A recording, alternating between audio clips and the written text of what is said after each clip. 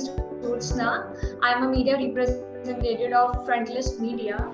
So we are so thrilled to have you on board today, and it's very amazing that I'm going to take an interview. So without getting any further, I would like to know, our audience would like to know who is Neha Sinha and who you are actually in a person. Well, I first of all, I'm a Delhi girl. I was born in Delhi, and I've done my schooling and my college from Delhi. And I feel passionately towards my city, which is why Delhi is there quite a bit in my book Wild and Willful as well. And I used to be a journalist, and I covered many things, including development and environment. But my first love was animals, and I wanted to do something for animals and conservation and nature.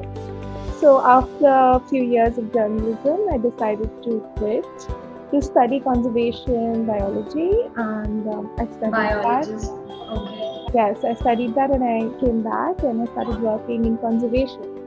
So Wild and Willful, my book, is about 10 years of working in conservation, and also my experiences as a citizen of India, my travels in various parts of India or in other countries. So basically, I want to describe myself as someone who loves nature. So that should be the first description.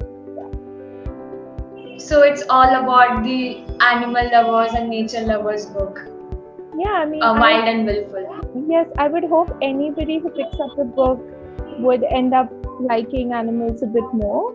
Even if somebody hates snakes or hates crocodiles or doesn't like animals, I hope that they would read this book and maybe like them a bit more, or at least understand why they do what they do. And yeah, so there are 15 wild species in the book, and I basically talk about 15 wild species in this book. So first is your book, Wild and Willful, illustrates the stories of India's wildest species, and that highlights the cruelty which is inflicted upon them through society.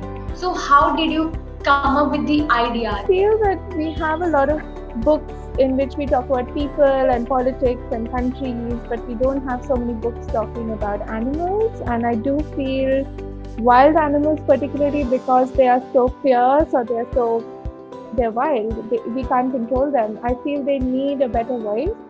So, there are many chapters in this book, different portions of this book. So like there's the tiger, the elephant, the leopard, the magarmach, the cobra, etc. So the idea is to talk about what it is that they need, because I feel that they also live with us in this country, in India, and the country doesn't belong to us alone. And if we understand these animals a bit more, then perhaps we can appreciate them, or perhaps we can plan for them in a way that's better for them. And I'm interested also as a reader to read books with different kind of subjects. Okay. Which is why, when I read books about animals or nature, they tend to be very boring or scientific.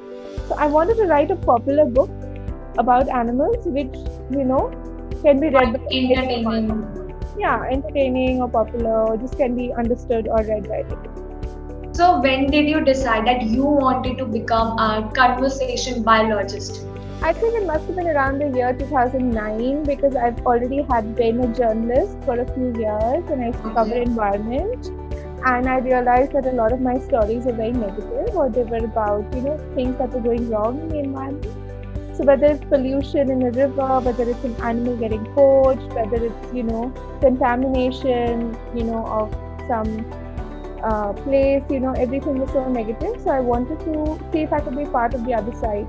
That is, be part of the solution for nature or environment. And so that's why I decided to study conservation science and see if I could go on the other side and do something for nature, really.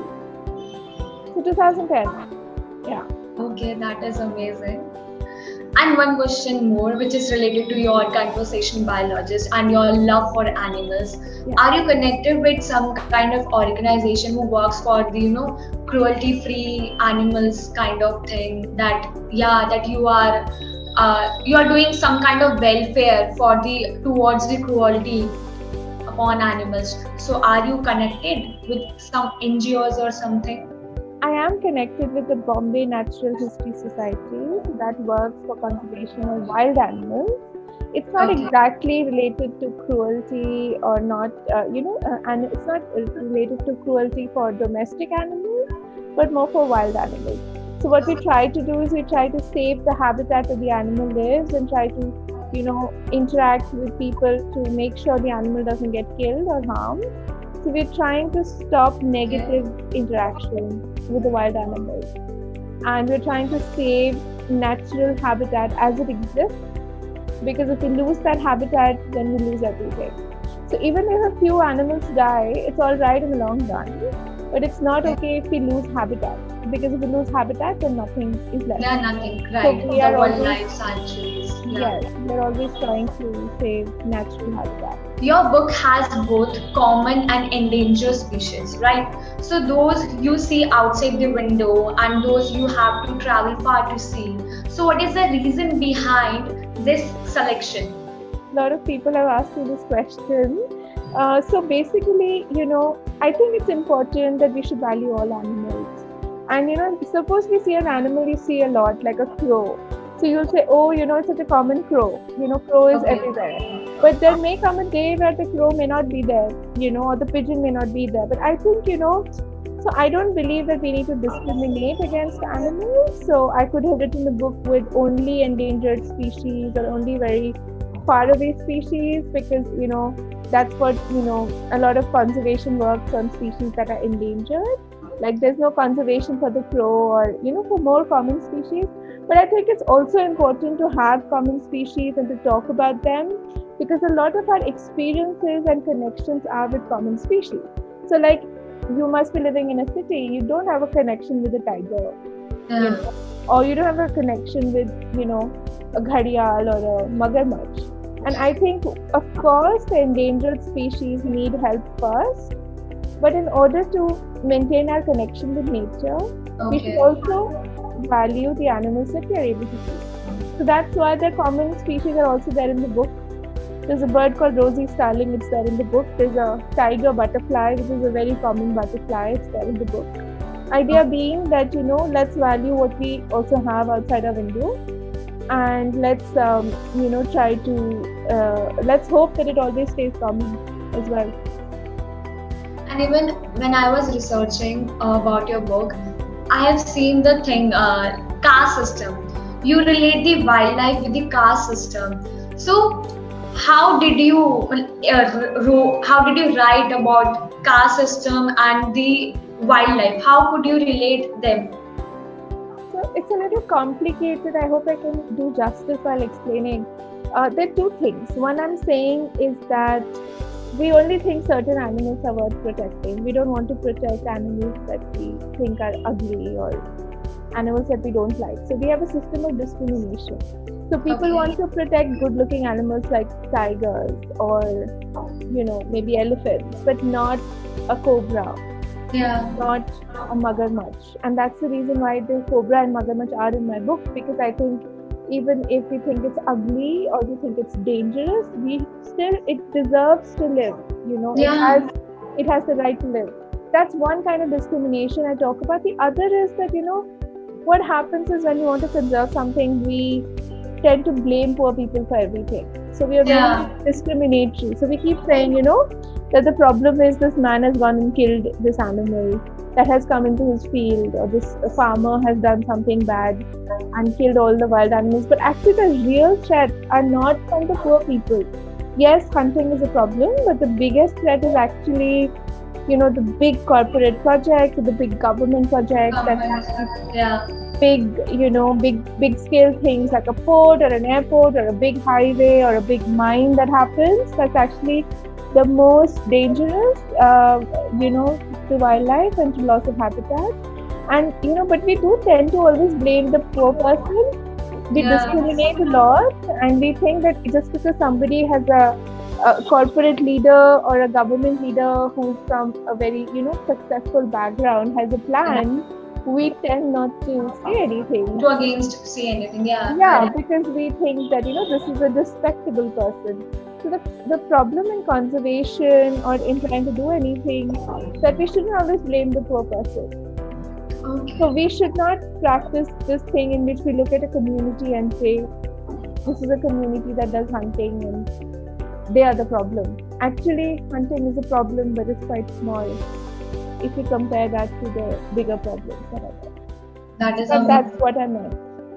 That is really amazing to hear your love towards animals. It's fascinating. You are so obsessed, not obsessed, you are so passionate, to save them and to, reserve wildlife just for, living sake of animals. So it's amazing. So this book, your Wild and Willful, your publisher is HarperCollins Publisher. So why did you choose HarperCollins Publisher for your book? To choose them, they chose me. They came up to me and they said, will you write a book? And I said, okay. And I wrote a book, and they were really a great publisher because they never interfered in anything. They wanted a book on wildlife, but they were completely open to what kind of book I want to write, and they never interfered in the proposal I gave them. And I told them this is how I want to write it, and they were okay with everything. So basically, the publisher wanted a wildlife book, and they approached me and they said, give us a proposal, and I gave them the proposal, and they just accepted it. So is this your first book, right? Yeah, it's my first book. And congratulations for your first book. Okay. So which is your favorite wildlife species, and why? It's so hard to pick, It's like asking a mother which is a favorite kid, or asking an author which is a favorite book. I don't know. I think I like the leopard a lot because, it's very difficult to see a leopard. And I think the leopard is very secretive, and it's very difficult to understand the leopard. And I think also it's a very misunderstood animal. I think people hate the leopard for no reason. I also like the Indian elephant because the Indian elephant is it's an amazing animal to see. It works with the family system. Okay. And the family system is usually the mothers, the females with the young ones. So every member of the herd takes care of the young one. So the young one grows up with its mother and its aunts, and it's just a fascinating thing to see in the forest, the way they take care of their young. Even if the animal dies, the mother carries the baby around, for many days. And they are just wonderful. I love elephants. There's something very spiritual about elephants. I always like. That's right. So I can't give you one answer. Two animals. I like birds as well. Okay. It's okay. Okay. So your book contains tales of 15 iconic Indian species, as you said earlier. So how much time did you spend in researching and writing as well? Yeah. So the research is about 10 years, like in the sense like experience is over 10 years. So 10 years ago, I didn't know I was going to write a book, but my notes and my research and all my travels in almost every state, there are many states in this book. That is about 10 years old, but I wrote it over 1 year, and it was the pandemic at that time. Okay. So I started writing end of 2019. I did some research trips just for the book in 2019. So I started writing at the end of 2019, and I finished it in a year. Okay. End of 2020. Yeah.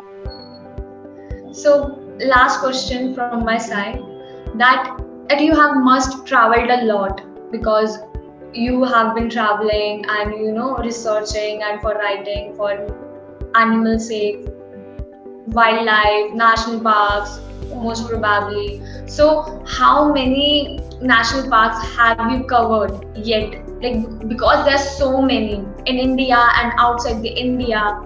So which one is your favorite? I've never counted how many. I've gone to many. My favorite is Pench National Park in Madhya Pradesh. Okay. That's the place where the Jungle Book was situated. Rudyard Kipling's book, The Jungle Book, is based in that place, and I just think it's an amazing forest. It's a beautiful forest. It has beautiful rocks. It has beautiful trees and streams, and You see tigers, you see sambar, you see leopards, and I just love going to Pench because it's a very old place also. It's a very old Yeah. forest, and when you go to Pench or when you go to an old forest, it's like you go back in time, because you feel the place has been like this for hundreds of years. And Okay. in cities, it's not like that. In cities, there's always something new. There's just very few places left in India where you feel this is how it would be 600 years before, or 500 years before, and forests tend to be like that. So Pench forest is like that. I haven't counted how many parks I've been to, but many, many all over the world. It was really amazing with you.